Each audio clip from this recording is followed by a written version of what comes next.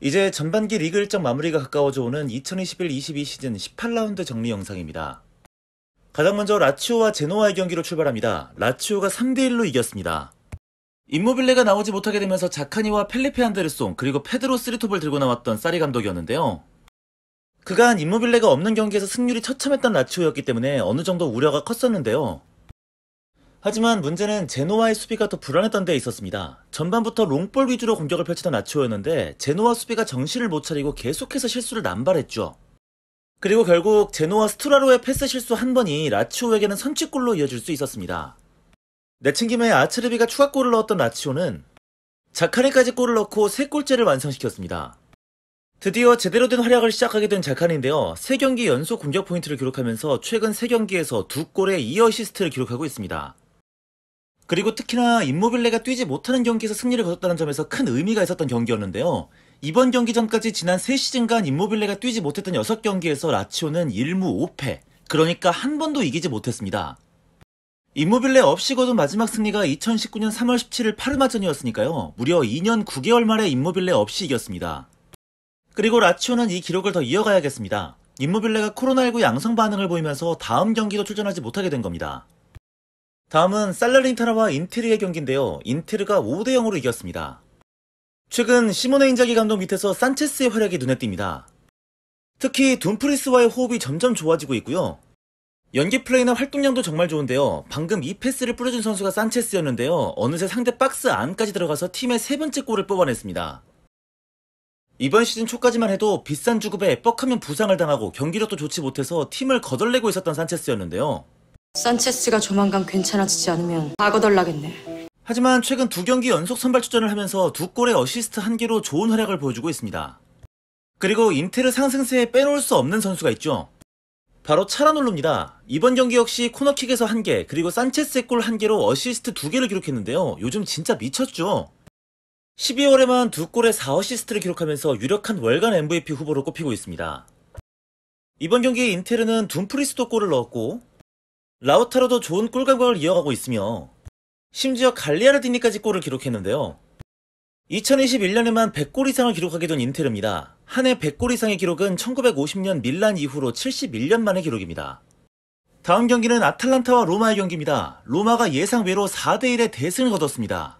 아버지, 이제야 깨달아요. 그야말로 무버지가 다시 돌아오셨던 순간이었습니다. 일단 이번 경기 무리뉴 감독은 최대한 라인을 내리면서 촘촘한 수비를 보여줬는데요. 그러면서도 빠른 역습 속도가 전성기 시절을 보는 듯 했습니다. 점유율은 71대 29로 로마가 완벽하게 밀렸는데요. 그럼에도 불구하고 3골차 승리를 가져간 것은 정말 말 그대로 무리뉴식 축구의 대성공이었습니다. 현재 5대 리그 전체에서 가장 골대를 많이 맞춘 타미는 이번 경기 승리의 주역이었는데요. 전반 1분 만에 선취골을 만들어냈고요. 팀의 4번째 골까지 넣으면서 이번 경기 멀티골이었습니다. 그러면서 타미는 유로파 컨퍼런스 리그를 제외하고 로마 이적 후 처음으로 리그에서 멀티골을 넣었습니다. 자니올로도 이번 경기 골을 기록했는데요. 이번 시즌 자신을 중앙에서 써주지 않는다고 불만을 터뜨린 것으로 알려진 자니올로는 정말 중앙으로 배치되자마자 좋은 모습을 보여주고 있습니다. 거기다 스몰링까지 골을 넣었습니다. 스몰링은 2경기 연속골을 기록했는데요. 프로 데뷔 후 첫 번째 2경기 연속골 기록입니다. 경기를 지긴 했지만 가스페리니 감독의 과감한 전략은 개인적으로 굉장히 놀라웠는데요. 특히 2골을 내주자 전반 34분 만에 수비수 짐시티를 빼고 무리에를 집어넣은 것은 정말 인상 깊었습니다. 그 무리엘의 슈팅이 곧바로 만회골이 됐습니다. 사실 아탈란타는 동점을 만드는 듯 하기도 했습니다. 하지만 골이 들어가기 직전 터치를 했던 팔로미노의 옵사이드가 지적이 되면서 취소가 된 부분이 너무나 아쉬웠죠. 어쨌든 아탈란타도 이번 경기 기록한 한 골로 인테르와 함께 2021년 한 해 동안 100골을 넣은 팀으로 이름을 올릴 수 있게 됐습니다. 그리고 로마는 무버지와 함께 무려 4년 만에 아탈란타 원정에서 승리를 챙길 수가 있었습니다. 오늘부터 아부시라 부르겠습니다. 아부시! 다음은 볼로냐와 유벤투스입니다. 유벤투스가 2대0 승리를 챙겼습니다. 전반 6분 만에 모라타가 골을 넣은 것은 좋았습니다. 하지만 알레그리 감독은 골을 넣고 또다시 이른 시간 잠그기 전략을 선택을 하는데요. 그 뒤부터 볼로냐에게 거의 일방적으로 두들겨 맞았습니다. 볼로냐 결정력이 좋았다면 승부가 뒤집힐 수도 있었죠. 거기다가 중원에서의 압박도 볼로냐가 더 강했는데요. 그러면서 유벤투스는 위험 지역에서 계속 어이없는 실수가 발생을 했습니다. 개인적으로 이번 경기 유벤투스 경기력은 최악이었다고 생각합니다. 그 정도로 너무 좋지 못했습니다. 물론 에이스 디발라가 갑작스러운 부상으로 뛰지 못했던 것이 영향을 미쳤겠지만 그래도 전체적으로는 실망스러웠어요. 추가골도 온전히 쿼드라도의 개인 능력으로 만든 골이었죠. 그래도 어느 정도는 희망을 봤던 유벤투스였습니다. 특히 디발라까지 부상으로 빠진 와중에 베르나르데스키가 좋은 움직임을 보여줬던 것은 어느 정도는 고무적인 상황이라고 하겠습니다. 다음 경기 칼리아리와 우디네스의 경기는 우디네스의 4대0 완승이었습니다. 고딘의 패스미스 하나가 우디네스의 선취골이 되어버린 이번 경기. 이번 경기 가장 빛이 나던 선수는 바로 우디네스의 데올로페오였습니다. 이번 경기 멀티골을 넣었는데 프리킥골도 겁나 멋있었지만 추가골은 진짜 클래스가 있었습니다. 그리고 몰리나까지 한 골을 넣었는데요. 가브리엘레 치오피가 임시 감독을 맡게 된 이후 우디네세가 확실히 좋아졌습니다. 이쯤 되면 정식 감독으로 부임해도 괜찮을 것 같은데요. 반면 시즌 중간 맞자리 감독을 데려온 칼리아리는 좆됐습니다. 벌써 10경기 연속 승리가 없는데요. 이 와중에 납득이 안 되는 결정을 내렸죠. 앞으로 고딘과 카세레스를 훈련에서 제외시키고 쓰지 않겠다고 했습니다. 개인적으로 글쎄요. 고딘과 카세레스가 문제가 아니라 그냥 감독 한 명만 나가면 될 것 같은데 이해가 잘 안 되네요. 다음 경기는 피오렌티나와 사스올로인데요. 두 팀은 2대2 무승부를 기록했습니다. 경기는 의외로 사스올로가 초반 압도했는데요. 전반에만 2골을 넣으면서 2대0을 만들었습니다. 스카마카가 최근 사스올로에서 굉장히 뜨겁습니다. 13라운드부터 최근 6경기에서만 4골을 몰아치고 있는데요. 하지만 피오렌티나에는 최근 정말 미쳐버린 블라우비치가 있었는데요. 후반 들어서 일단 만회골을 터뜨립니다. 블라우비치는 한술 더 떠서 6경기 연속골을 이어가고 있고요. 무려 그 6경기에서 8골을 넣고 있습니다. 그리고 피오렌티나는 토레이라가 동점골까지 뽑아냈는데요. 역전까지도 충분히 노려볼 수 있는 상황에서 피오렌티나 입장에서는 큰 변수가 생깁니다. 레드카드인데요. 비라기가 베라르디 얼굴을 팔꿈치로 때리면서 퇴장을 당한 겁니다. 결국 무승부에 만족을 해야 했습니다. 피오렌티나를 잘 이끌고 있는 이탈리아노 감독인데요. 이번 무승부가 이번 시즌 첫 무승부 경기였습니다. 다음은 스페지아와 엠폴리입니다. 두 팀 역시 1대1 무승부를 기록했습니다. 그야말로 서로가 서로를 죽이는 대환장 파티였던 경기였는데요. 스페지아의 선취골은 엠폴리의 자책골. 심지어 자책골을 내줬던 마르체자는 지난 시즌 스페지아에서 뛰기도 했던 선수라 뭔가 더 아이러니했는데요. 문제는 엠폴리의 동점골 역시 스페지아의 자책골이었다는 겁니다. 그리고 얄궂게도 스페지아에서 자책골을 넣었던 니콜라우 역시 지난 시즌 엠폴리 소속이었다는 거죠. 남이 아닌기라.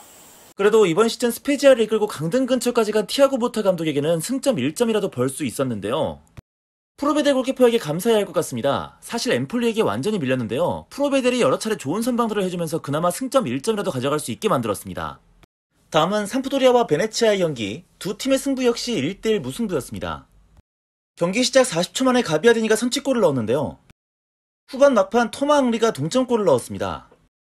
삼프도리아 입장에서는 토어스비가 아쉬움이 많이 남았을 것 같습니다. 여러 차례 골찬스를 허공에 날리고 말았는데요.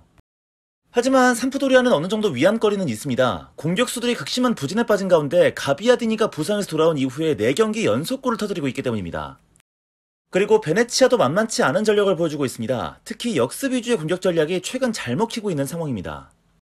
그리고 이번 시즌 베네치아 최고의 역습 무기 오케레케가 부상에서 돌아왔기 때문에 앞으로의 행보를 더 주목할 필요가 있을 것 같습니다. 다음 토리노와 베로나의 경기는 토리노의 1대0 승입니다. 이 파울 한 개가 두 팀의 희비를 갈라버렸던 순간이었습니다. 사나브레아가 볼을 몰고 들어가는 과정에서 베로나 마냐니가 파울로 끌어냈던 장면이었는데요. 이 파울이 아니었다면 1대1 찬스가 만들어질 수 있었던 상황이었죠. 그리고 결국 마냐니는 퇴장이었습니다. 전반 25분 만에 나온 퇴장으로 당연히 베로나가 불리할 수밖에 없었죠. 그리고 그 프리킥에서 토리노의 골이 나옵니다. 이번 시즌 포베가의 성장세가 더욱 눈에 띄는데요. 이제 꽤 준수한 빡투박 자원이 되는 것 같습니다. 이번 경기 골로 벌써 시즌 4골째를 기록합니다. 베로나는 수적 열세에도 불구하고 막판까지 밀어붙였지만 밀린코비치 사비치 골키퍼의 선방에 가로막히고 말았습니다. 이번 라운드 마지막 경기는 밀란과 나폴리입니다. 나폴리가 1대0으로 승리를 챙겼습니다. 일단 밀란은 갑자기 테오가 열병을 앓게 되는 바람에 발로투레가 선발 출전을 하게 됐고요. 나폴리는 쿨리발리가 없어서 주앙제수스가 또다시 위험 요인이 될 수 있었습니다. 일단 전반 5분 만에 엘마스가 선취골을 넣었습니다. 그리고 나폴리는 이 한 골을 끝까지 지켜냈는데요. 수원 선수는 주앙제수스였습니다. 무려 5개의 태클을 성공시키면서 거의 우주 방어를 했는데요. 원래 이런 놈이 아닌데 하니까 또 되네요. 어마 임마 하니까 되잖아. 밀란의 아쉬웠던 점은 너무 공격이 단조로웠다는 데 있었습니다. 이번 경기 유독 지나치게 공중볼 공격에 의존하는 모습이 역력했는데요. 후반에는 지루까지 집어넣고 본격적으로 정말 공중볼을 대놓고 노렸습니다. 그러다 보니 나폴리 입장에서도 수비하기가 수월했죠. 그러다 딱 한 번 찬스가 나서 골을 만들어냈는데요. 여기서 이번 경기 최대의 논란이 발생을 하죠. 지루가 골 들어가기 전에 옵사이드 위치에서 플레이에 관여를 했다는 건데요. 골이 취소가 됐습니다. 개인적으로 저는 옵사이드가 맞다는 생각입니다. 어쨌든 지루가 넘어져 있는 상황에서 움직임이 생기면서 어느 정도는 주앙제수스의 플레이를 의도치 않게 방해를 하긴 했을 거라고 보거든요. 그래도 지루나 밀란 입장에서는 충분히 아쉽고 억울할 수는 있는 장면이라고 생각합니다. 어쨌든 이번 경기가 끝나고 또다시 부상 악재가 터진 양팀인데요. 밀란은 지루가 돌아오자 이번엔 다시 질라탄이 부상으로 빠지게 됐고요. 나폴리에서는 인시네가 코로나19 확진이 되면서 팀을 이탈하게 됐습니다. 이번 영상은 여기까지고요. 모두들 행복한 크리스마스 보내시기 바랍니다. 저는 다음 주에 19라운드 영상 들고 돌아오겠습니다.